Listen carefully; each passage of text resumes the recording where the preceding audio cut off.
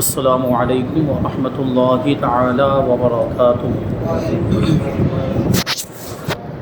نحمده ونصلي ونسلم على رسوله الكريم اما بعد فاعوذ باللہ من الشیطان الرجیم بسم اللہ الرحمن الرحیم ان اللہ وملائکته یصلون علی النبی یا ایہا الذین آمنوا صلوا علیہ وسلموا تسلیما اللہم صل علی سیدنا ومولانا محمد معدن الجود والکرم وآلہ الکرام وابنہ الکریم وبارک وسلم صلاۃ و سلاما علیک یا رسول اللہ صلی اللہ تعالی علیہ وسلم۔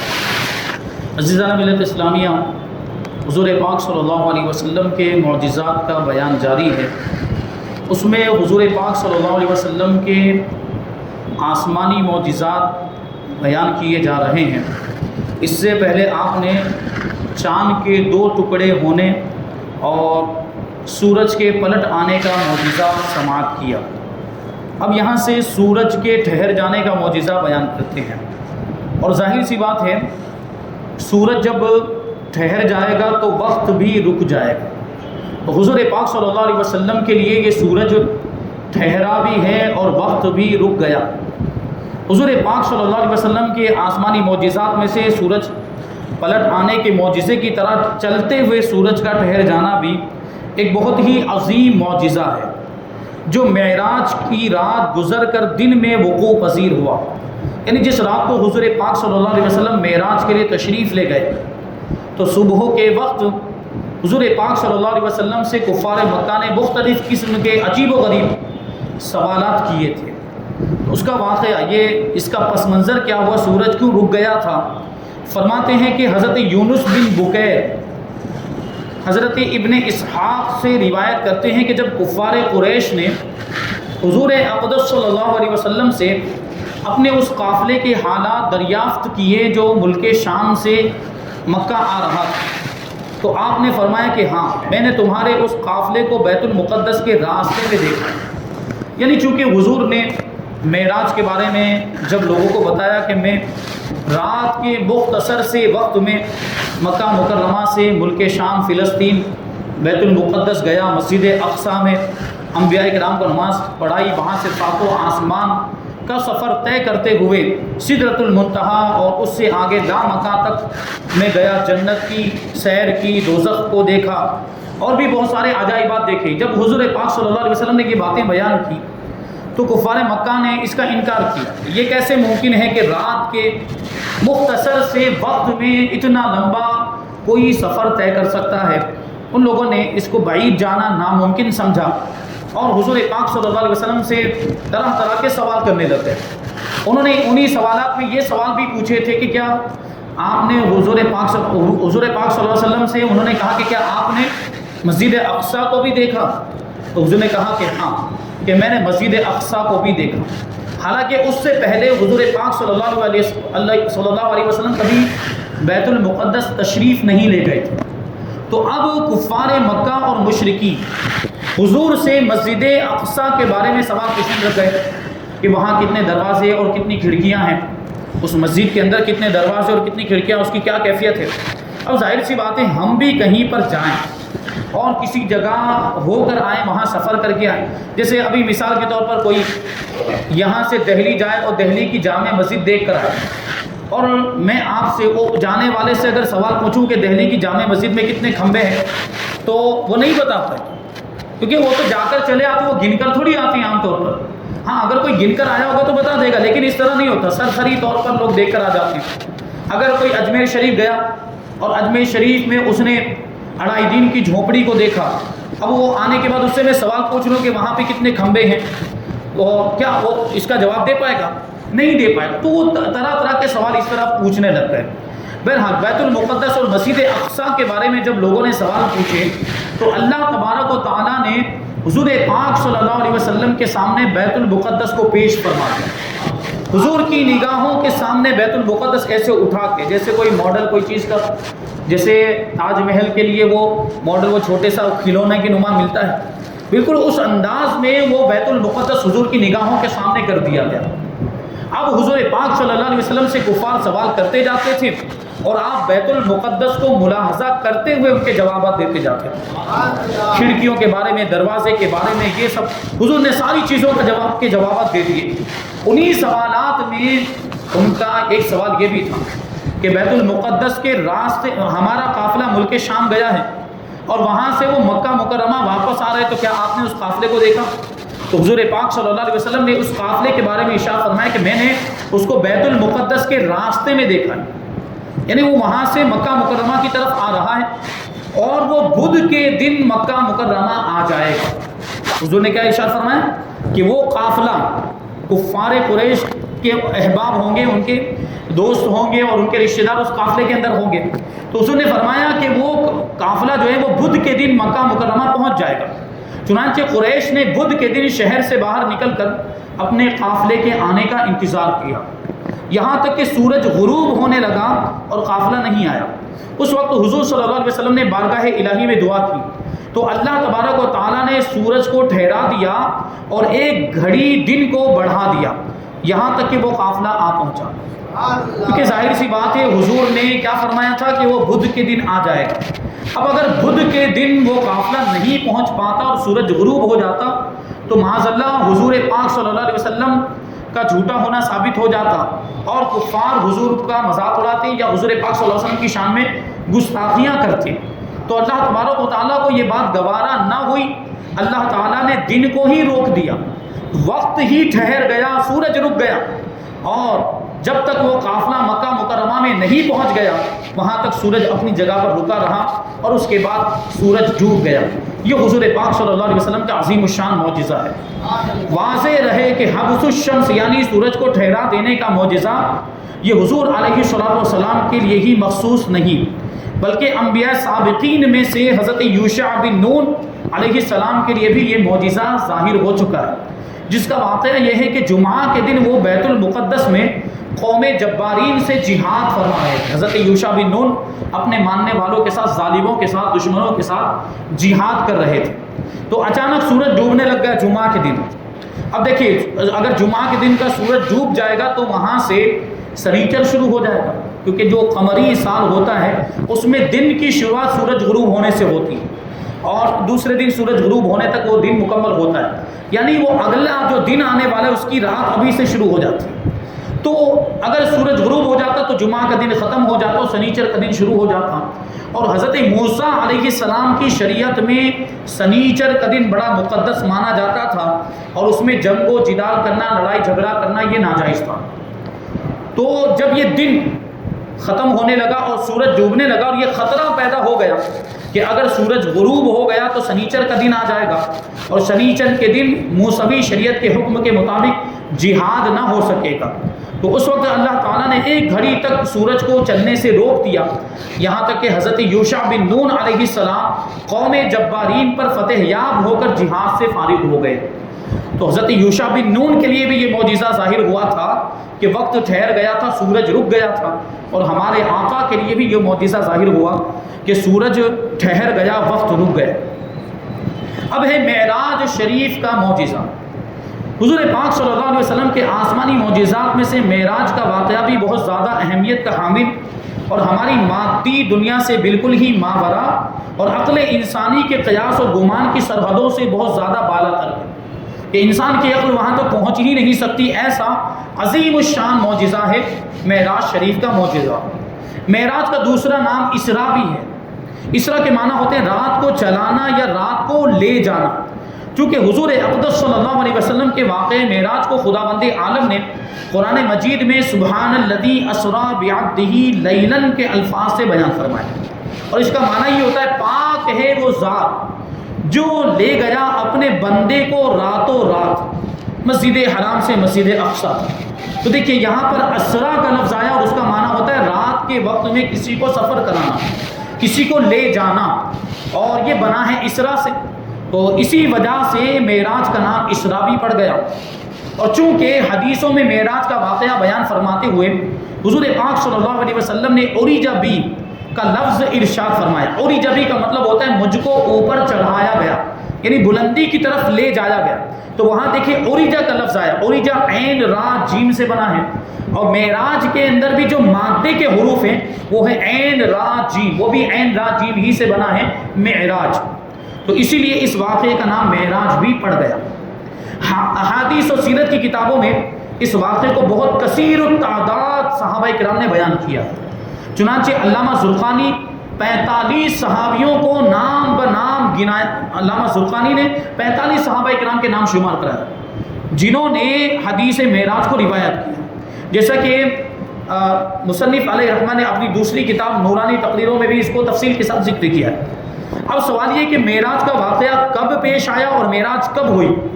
بیان کرتے ہیں کہ معراج کی تاریخ, دن اور مہینے میں بہت زیادہ اختلاف پایا جاتا ہے, لیکن اتنی بات پر بلا اختلاف سب کا اتفاق ہے کہ معراج نزول وحی کے بعد اور ہجرت سے پہلے کا واقعہ ہے. یعنی قرآن مجید کے نازل ہونے کا سلسلہ شروع ہو چکا تھا اور حضور پاک صلی اللہ علیہ وسلم اعلان نبوت فرما چکے تھے, اور ہجرت سے پہلے مکہ مکرمہ میں ہی یہ واقعہ پیش آیا. اور ابن قتیبہ دیوری اور ابن عبد البر اور امام رافعی اور امام نووی نے تحریر فرمایا ہے کہ یہ معراج کا واقعہ رجب کے مہینے میں پیش آیا. اور محدث عبد الغنی مقدسی نے رجب کی 27ویں تاریخ بھی متعین کر دی ہے, یعنی رجب کے مہینے میں 27ویں شب کو یہ واقعہ پیش آیا. اور علامہ زرقانی نے تحریر فرمایا ہے کہ لوگوں کا اسی پر عمل ہے, اور بعض مورخین کی رائے یہ ہے کہ یہی سب سے زیادہ قوی اور مضبوط روایت ہے کہ یہ واقعہ رجب کے مہینے میں پیش آیا اور رجب میں بھی 27ویں تاریخ کو یہ واقعہ پیش آیا. اب فرماتے کہ معراج کتنی مرتبہ ہوئی اور کیسے ہوئی, اس کی کیفیت کیا تھی. جمہور علماء ملت کا صحیح مذہب یہی ہے کہ معراج بحالت بیداری جسم و روح کے ساتھ صرف ایک بار ہوئی. یعنی جسم والی حضور جسم کے ساتھ تشریف لے گئے تھے اور بیداری کے عالم میں تشریف لے گئے تھے, یہ والی جو معراج ہے یہ ایک بار پیش آئی. جبکہ روحانی معراج یہ تو زندگی میں کئی بار, حضور کی زندگی میں کئی بار روحانی معراج کا واقعہ پیش آیا, لیکن جسمانی معراج کے حضور جسم کے ساتھ عالم بیداری میں تشریف لے گئے یہ آپ کی زندگی میں ایک بار ہوا. جمہور صحابہ و تابعین اور فقہاء محدثین نیز صوفیاء کرام کا یہی مذہب ہے. چنانچہ علامہ حضرت ملا احمد جیون رحمۃ اللہ تعالی علیہ جو سلطان اورنگزیب عالمگیر رحمۃ اللہ تعالی علیہ کے استاد ہیں, وہ بیان کرتے ہیں کہ والاصح انه كان في اليقظة بجسده مع روحه وعليه اهل السنة والجماعة فمن قال انه بروح فقط او في النوم فقط مبتدع ضال مضل فاسق. حضرت ملا احمد جیون فرماتے ہیں کہ سب سے زیادہ صحیح قول یہ ہے کہ معراج بحالت بیداری جسم و روح کے ساتھ ہوئی, اور یہی اہل سنت و جماعت کا مذہب اور عقیدہ ہے. لہٰذا جو شخص یہ کہے کہ معراج فقط روحانی ہوئی یا معراج فقط خواب میں ہوئی, وہ شخص بدعتی, گمراہ اور گمراہ کرنے والا اور فاسق و گنہگار ہے. تو اب یہاں پہ سوال آ جاتا ہے, کیونکہ ہمارا عقیدہ یہ کہ حضور پاک صلی اللہ علیہ وسلم نے معراج میں اللہ تبارک و تعالیٰ کا دیدار بھی کیا, تو اس کے بارے میں کیا روایت ہے, کیا اختلاف پایا جاتا ہے, اس کو بیان کرتے ہیں. کیا حضور پاک صلی اللہ علیہ وسلم نے اللہ تبارک و تعالیٰ کو معراج کی رات میں دیکھا؟ اس مسئلے میں سلف صالحین کا اختلاف ہے. حضرت عائشہ صدیقہ رضی اللہ تعالی عنہا اور بعض صحابہ نے فرمایا کہ معراج میں آپ نے اللہ تبارک و تعالیٰ کو نہیں دیکھا, اور ان حضرات نے ما کذب الفؤاد ما رأى, یعنی دل نے جو دیکھا, آنکھ نے جو دیکھا دل نے اس کو جھٹلایا نہیں. حضور کی آنکھ نے معراج کی رات جو دیکھا دل نے اس کو جھٹلایا نہیں. تو اب یہاں دیکھنے سے کیا مراد؟ تو اس کی تفسیر میں انہوں نے یہ فرمایا کہ آپ نے خدا کو نہیں بلکہ معراج میں حضرت جبرائیل علیہ السلام کو ان کی اصل شکل و صورت میں دیکھا کہ ان کے 600 پر تھے.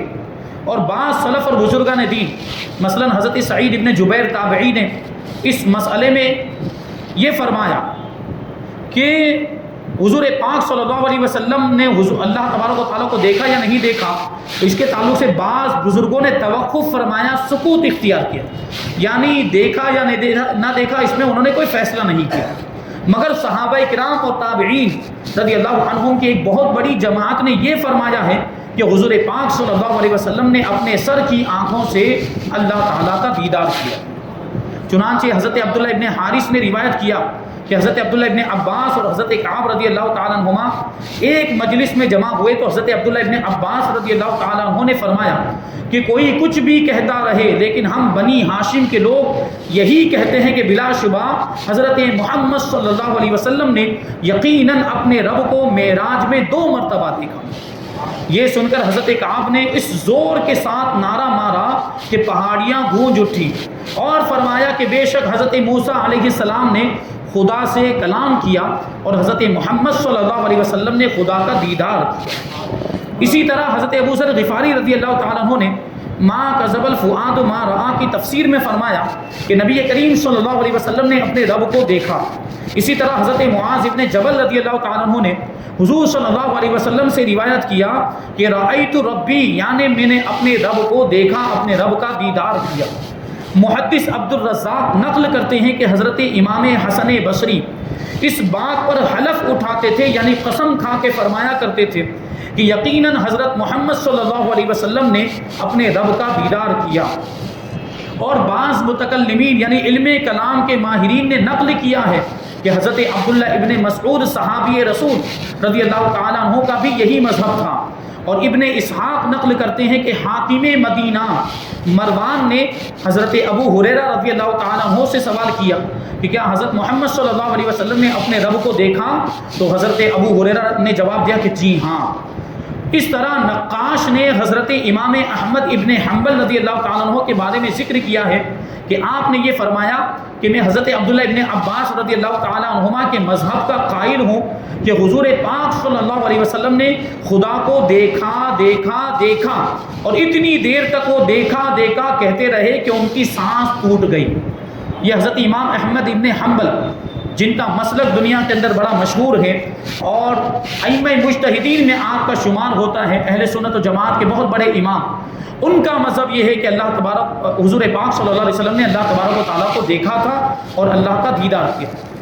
صحیح بخاری میں حضرت انس رضی اللہ تعالیٰ عنہ سے شریک بن عبداللہ نے جو معراج کی روایت کی ہے اس کے آخر میں یہ الفاظ ہیں حتیٰ جاء سدرۃ المنتہی ودنا الجبار رب العزت فتدلی حتیٰ کان منہ قاب قوسین او ادنی، کہ حضور پاک صلی اللہ علیہ وسلم سدرۃ المنتہی پر تشریف لائے اور عزت والا جبار یعنی اللہ تبارک و تعالی یہاں تک قریب ہوا اور نزدیک آیا کہ 2 کمانوں یا اس سے بھی کم کا فاصلہ رہ گیا۔ اب اگر کوئی اتنا قریب پہنچ گیا ہو، حضور پاک صلی اللہ علیہ وسلم اللہ تبارک و تعالیٰ کی بارگاہ میں حضور کو اتنا قرب حاصل ہو گیا اور اتنی نزدیکی حاصل ہو گئی، تو کیا حضور نے اللہ کا دیدار نہیں کیا ہوگا؟ یقیناً کیا۔ بہرحال علماء اہل سنت کا یہی مسلک ہے کہ حضور پاک صلی اللہ علیہ وسلم نے شب معراج میں اپنے سر کی آنکھوں سے اللہ تبارک و تعالیٰ کی ذات مقدسہ کا دیدار کیا۔ اس معاملے میں رویت کے علاوہ روایت کے علاوہ ایک درایت بھی خاص طور پر قابل توجہ ہے، اور وہ یہ ہے کہ اپنے محبوب کو اللہ تعالیٰ نے انتہائی شان و شوکت اور آن بان کے ساتھ اپنا مہمان بنا کر عرش اعظم پر بلایا، اور خلوت گاہ راز میں فاوحا الی عبدہ ما اوحا کے ناز و نیاز کے کلاموں سے سرفراز بھی فرمائے۔ یعنی سورہ نجم کے اندر یہ الفاظ ہیں کہ اللہ تبارک و تعالیٰ نے اپنے محبوب کو بلایا فاوحا الی عبدہ، تو اپنے بندے کی طرف وحی فرمائی جو وحی کرنی تھی، اپنے بندے سے کلام کیا جو وہ کلام کرنا چاہتا تھا۔ تو یہ راز و نیاز کی باتیں ہوئیں، مگر ان بے پناہ عنایتوں کے باوجود اپنے حبیب کو اپنا دیدار نہیں دکھایا اور حجاب فرمایا، یعنی پردے میں رہا۔ یہ ایک ایسی بات ہے جو مزاج عشق و محبت کے نزدیک بہت ہی مشکل سے قابل قبول ہو سکتی ہے، کیونکہ کوئی شاندار میزبان اپنے شاندار مہمان کو اپنی ملاقات سے محروم رکھے اور اس کو اپنا دیدار نہ کرائے، یہ عشق و محبت کا ذوق رکھنے والوں کے نزدیک بہت ہی ناقابل فہم بات، یعنی سمجھ میں آنے والی بات نہیں۔ ہم اور آپ دنیا میں قاعدے کے اعتبار سے بلا تشبیہ اس کو سمجھیں کہ اگر کسی کو ہم مہمان بنا کر بلائیں اور اپنے گھر میں جب ہمارے گھر میں وہ مہمان آ جائے اور ہم خود ہی غائب ہو جائیں، ہم خود ہی وہاں سے بھاگ جائیں، تو یہ تو سمجھ میں آنے والی بات نہیں۔ ہم نے بلایا ہے اور ملاقات کرنے کے لیے بلایا، اور ملاقات کیے بغیر ہی ہم خود غائب ہو گئے، اور اللہ تبارک و تعالیٰ بلا تشبیہ اللہ تبارک و تعالیٰ نے بھی اپنے محبوب کو اپنی بارگاہ میں بلایا اور بڑی شان و شوکت کے ساتھ بلایا، اور اتنی شان و شوکت کے ساتھ بلانے کے باوجود اگر دیدار نہ کرائے تو پھر یہ سمجھ میں آنے والی بات نہیں ہوتی۔